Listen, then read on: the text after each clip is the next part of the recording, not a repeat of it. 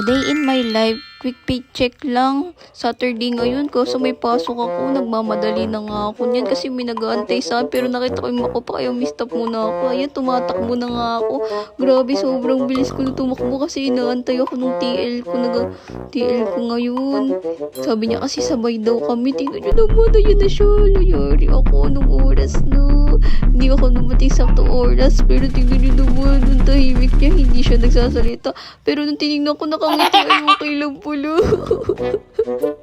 Ayan, nagmamadali na nga kami. Yung araw, tumitirik na. Tingnan nyo naman, oh. Ayan, nagmamadali na kami. Papuntang Star Mall. Tapos ang dami ko nakita mga nagja-jogging.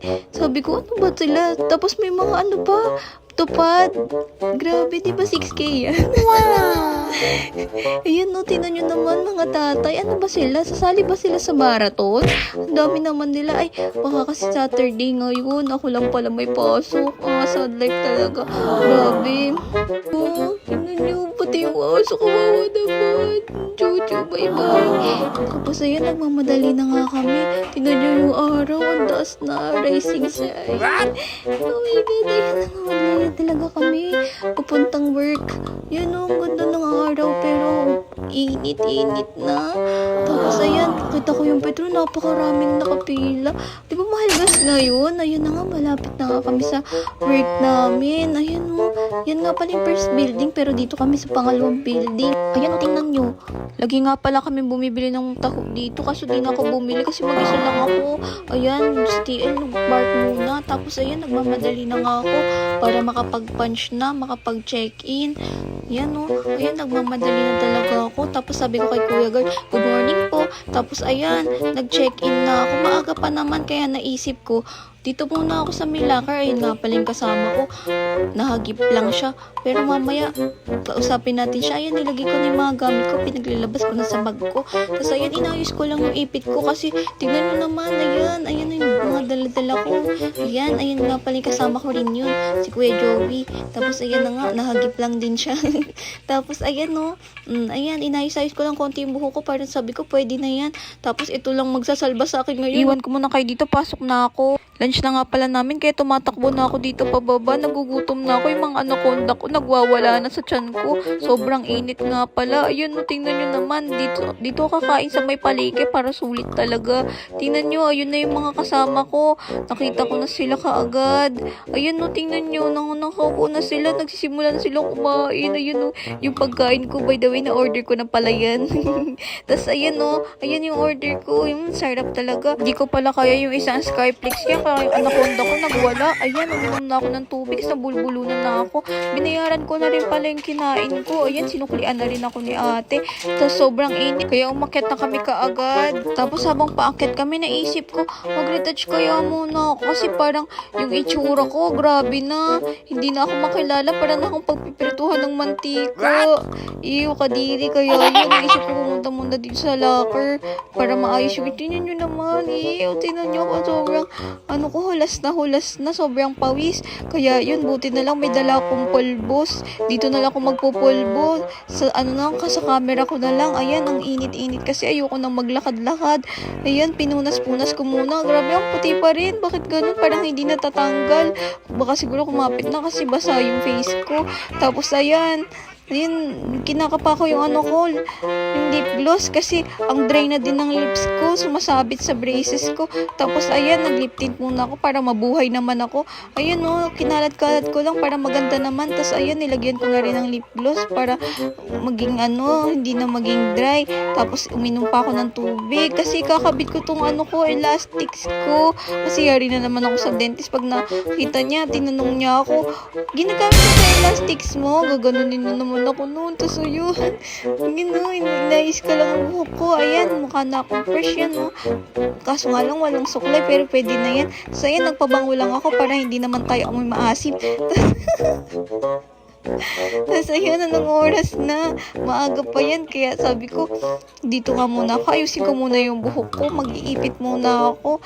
Yan o, nakapag-ipit na ako. Yay! Mukha na akong fresh yan ngayon. Tingnan nyo, oh, flex. Sino ka dyan, be? Tapos naisip ko, dito muna ako idlip. Tapos ayun, dumadaan naman sila na yun. Tapos na, alala ko yung ano. Tapos may tiktok akong narinig. Sobrang ano, tingnan mo. Sobrang ang saya ng tutog. Kaya yun, napaidlip muna ulit ako. Tapos naisip ko, wag na lang pala kasi yung audit ko. Tapos ayan, iniwan ko na nga kayo dito sa locker. Dito na lang muna kayo. Bye-bye! Hi guys, uwian na namin. Yehey, uwian na. Yan, inayos ko lang yung mga gamit ko sa locker. Tapos ayan, dala-dala papunta na akong pantry.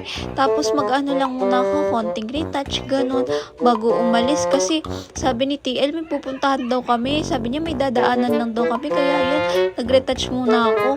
Para pulbo-pulbo lang, ganyan. Tapos inayos ko muna yung damit ko, ganyan. Tapos nagpabango muna ako para hindi amoy maasim. Tapos ayan, di ba? Cute na, pwede na yan.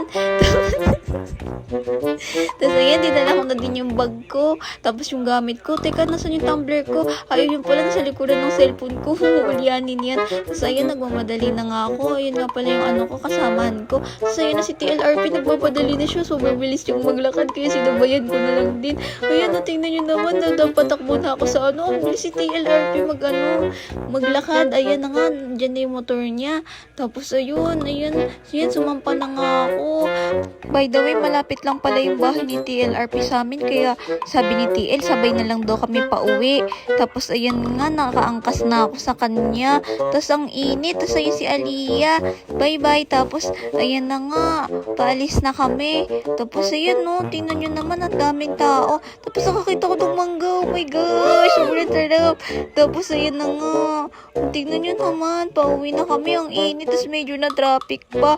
Tapos ayun, oy, sumilip si Lord. Ay, hindi pala, muntik lang. Tapos ayun, ang cute, ang angas. Sobrang angas ng mga motor ngayon. Ba't kaya sila naggagala? Di ba ang mahal ng ganda? Joke lang. Tapos ayun, sabi ni TL, kung may pupuntahan daw kami, may ano kami, dadaanan kami. Parang may secret ano daw, ganun. Bandang Dear Joe, yung ano, pinagjajanggingan daw ng mga tao. Kaya yun yung pupuntahan namin, dadaanan daw namin. Sabi niya, ayan, malapit na nga kami. Yun, natatanaw ko na yung Dear Joe. Ayan na nga. Ayan no. Yan. Tapos, ewan ko kung saan dito yung tinuturo ni TLRP. Sabi niya, dun daw yun yung daan. Saan ba? Diyan. Dun daw sa may iskinita. Sabi niya, ay tara na, umuwi na tayo. Anong oras na? Sabi ganun ni TL kasi mainit talaga. Tapos wala akong pandong-pandong kasi, di ba last time yung payong ko nung binuksan ko talaga nasira. Kaya, yun, gamit ko. Kahit naka-close, pinantaklob ko lang. Tapos ayan, dito na nga tayo sa Palmera. Nakita ko yung buhok ko. Grabe na to. Ang tagal kong inayos yan. Tapos tingnan nyo naman. Sad life. Malapit na nga pala kami sa amin. Tapos ayan, nakakita ako ng super vintage pero tanggal na yung likod. Tapos ayan dito na nga kami sa Carissa 1A. Tapos ayan na nga.